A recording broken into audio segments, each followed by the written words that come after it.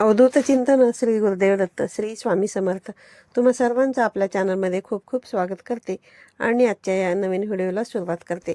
आजचा दिवस तुम्हाला खूप छान सुखासमाधानाचा आणि आनंदाचा जावो ही स्वामींच्या चरणी प्रार्थना. तर बघा, आज आहे दिनांक 12 एप्रिल, वार शनिवार आणि आजच्या दिवशी आलेली आहे चैत्र पौर्णिमा. तसेच आज हनुमान जयंती देखील आहे. दरवर्षी चैत्र पौर्णिमेच्या दिवशी हनुमान जन्मोत्सव साजरा केला जातो. या चैत्र पौर्णिमेच्या दिवशी सूर्योदयापूर्वी भगवान हनुमानांचा जन्म झाला होता, म्हणून हा दिवस त्यांना देखील समर्पित आहे. योगायोगाने चैत्र पौर्णिमा शनिवारी आलेली आहे आणि शनिवार हा हनुमानांना समर्पित आहे. त्यामुळे या दिवशी अतिशय दुर्मिळ योग जो आहे तर तो देखील निर्माण झालेला आहे. पौर्णिमा ही तिथी भगवान श्री हरिविष्णू आणि माता लक्ष्मी यांना समर्पित आहे. पौर्णिमेच्या दिवशी माता लक्ष्मी जी आहे तर ती पृथ्वीवरती भ्रमण करत असते.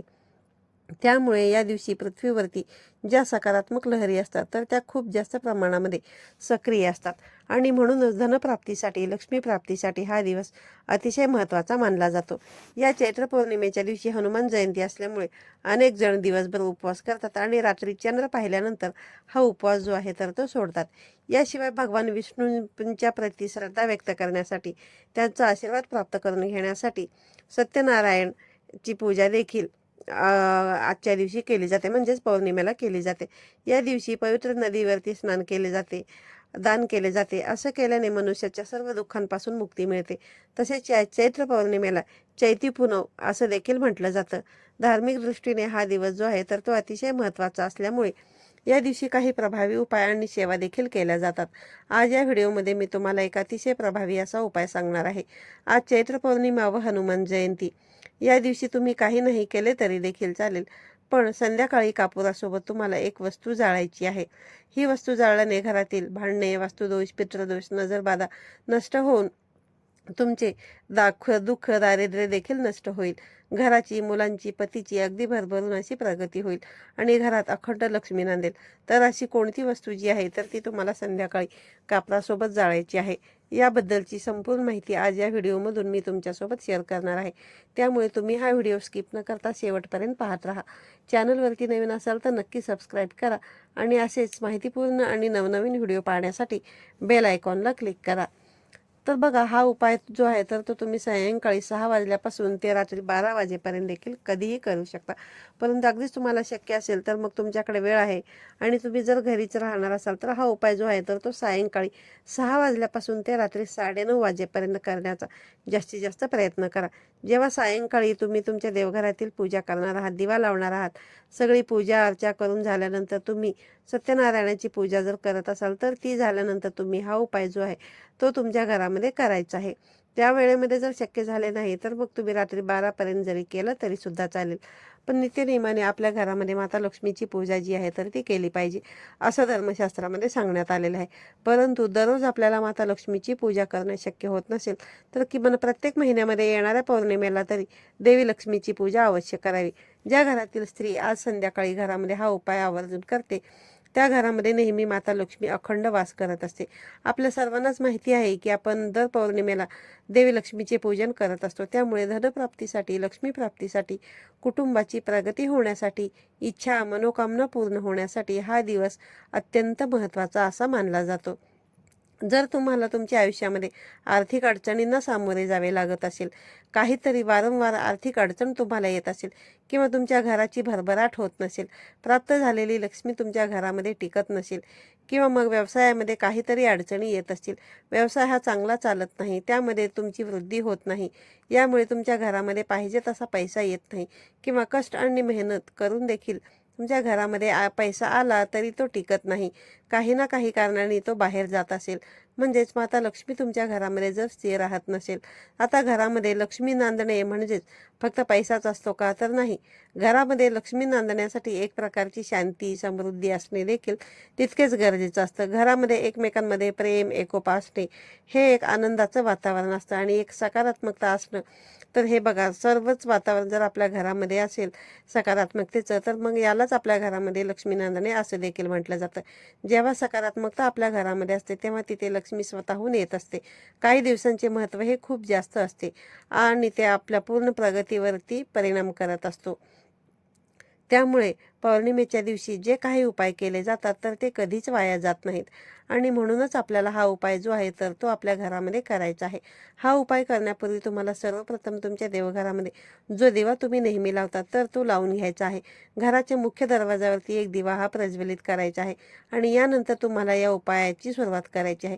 उपाय करण्यासाठी तुम्हाला कापूर दाणी असते ना, कापूर जाळायचं जे भांडं असतं ते घ्यायचं आहे किंवा मातीची एक पणती देखील तुम्ही घेऊ शकता किंवा मग एखादी प्लेट घेतली तरी सुद्धा चालेल. त्यानंतर त्या प्लेटमध्ये पणतीमध्ये तुम्हाला 5 भीमसेनी कापराच्या वड्या ज्या आहेत तर त्या ठेवायच्या आहेत. भीमसेनी कापूर जर तुमच्याकडे नसेल तर मग तुम्ही साधा कापूर देखील घेऊ शकता. त्या कापुराच्या वरून आपल्याला 2 अखंड फूल असलेल्या लवंगा ज्या आहेत तर त्या ठेवायच्या आहेत आणि 3 हिरवी वेलची असते ती ठेवायची आहे. लवंग आणि हिरवी वेलची ही लक्ष्मी प्राप्तीसाठी, लक्ष्मीला आकर्षित करण्यासाठी खूप प्रभावी मानली जाते.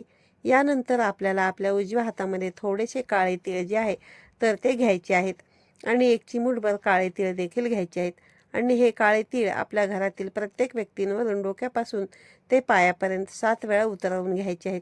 खास करून घरातील लहान मुलांवरून, आजारी व्यक्तींवरून आवर्जून उतरवायचे आहेत.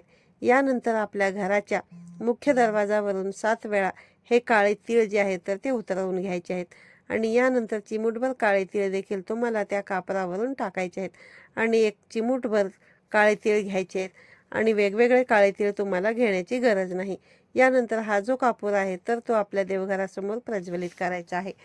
कापूर प्रज्वलित केल्यानंतर त्यावरून तुम्हाला 1 ते 2 थेंब शुद्ध गाईचं तूप टाकायचं आहे आणि नवार्णव मंत्राचं पठण करायचं आहे. ओम ऐं ह्रीं क्लीं चामुंडाय विच्चे हा नवार्णव मंत्र आहे. हा आपल्या कुलदेवीचा मंत्र आहे. जोपर्यंत या वस्तू जळत आहेत तोपर्यंत तुम्हाला या नवार्णव मंत्राचा जप जो आहे तर तो करायचा आहे. कापूर जो आहे तर तो देवघरासमोर प्रज्वलित केल्यानंतर काही वेळाने ते भांडं तुम्हाला तिथून उचलायचं आहे आणि त्याचा धूर जो आहे तर तो संपूर्ण घरामध्ये तुम्हाला फिरवून घ्यायचा आहे. आपल्या घराच्या मुख्य दरवाजावरती सुद्धा हा जो धूर आहे तर तो फिरवायचा आहे आणि पुन्हा हे जे भांडं आहे ते आपल्या देवघरासमोर आणून ठेवायचं आहे आणि जोपर्यंत या सर्व वस्तू जळत आहेत तोपर्यंत या मंत्राचा जप करायचा आहे. यानंतर यामधल्या सर्व वस्तू शांत झाल्यानंतर त्यामध्ये थोडंसं पाणी टाकायचं आहे आणि हे पाणी तुम्ही तुळस सोडून इतर कोणत्याही झाडाला देखील घालू शकता किंवा तुम्ही पाणी न टाकताच या सर्व वस्तू ज्या आहेत तर त्या एखाद्या निर्माल्यामध्ये देखील टाकू शकता. तर अशा पद्धतीने हा एक उपाय तुम्हाला आज संध्याकाळी तुमच्या घरामध्ये अवश्य करायचा आहे. हा उपाय केल्याने तुमच्या घरातील भांडणे, कटकटी, मतभेद, वास्तुदोष, पितृदोष, नजरबाधा, नकारात्मकता, दारिद्र्य हे सर्व नष्ट होतात आणि आपल्या कुटुंबाची प्रगती व्हायला सुरुवात होते. जर सुतक असेल तुम्हाला तर हा उपाय तुम्ही अजिबात करू नका आणि एखाद्या महिलेला जर मासिक धर्म असेल स्त्रियांना तर मग पुरुषांनी किंवा घरातील इतर सदस्यांनी हा उपाय घरात केला तरी देखील चालेल.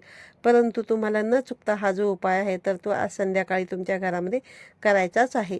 त्याचबरोबर या दिवशी माता लक्ष्मीला प्रसन्न करून घेण्यासाठी, जीवनातील पैशांची कमतरता ही जी आहे तर ती दूर होण्यासाठी, कर्जमुक्ती होण्यासाठी तुम्हाला आजच्या दिवशी तुमच्या घराच्या उत्तर दिशेला एक शुद्ध गाईच्या तुपाचा दिवा जो आहे तर तो लावायचा आहे. उत्तर दिशा जी आहे तर ती माता लक्ष्मी आणि भगवान कुबेरांची दिशा मानली जाते. हे सर्व धनाचे देवता आहेत आणि आपल्या घरामध्ये जी काही धनसंपत्ती येते तर ती याच दिशेने येत असते आणि पौर्णिमेचा हा जो दिवस आहे तर तो माता लक्ष्मीला समर्पित आहे आणि म्हणूनच तुपाचा दिवा जो आहे तर तो देवी लक्ष्मीला अतिशय प्रिय आहे. तुपाच्या वासाने, तुपाच्या सुगंधाने आपल्या घराकडे देवी लक्ष्मी आकर्षित होत असते. म्हणून या दिवशी एक शुद्ध गाईच्या तुपाचा दिवा जो आहे तर तो आपल्या घराची जी उत्तर दिशा आहे तर त्या उत्तर दिशेला तुम्हाला वात करून हा दिवा लावायचा आहे आणि उत्तर दिशेकडे तोंड करून तुम्हाला 1 वेळा स्त्री सुक्ताचं पठण करायचं आहे आणि दोन्ही हात जोडून माता लक्ष्मीला तुमच्या घरामध्ये प्रसन्न राहण्यासाठी, तुमच्या घरामध्ये टिकून राहण्यासाठी, तुमच्या जीवनातील आर्थिक अडचणी दूर होण्यासाठी मनोभावे प्रार्थना करायची आहे.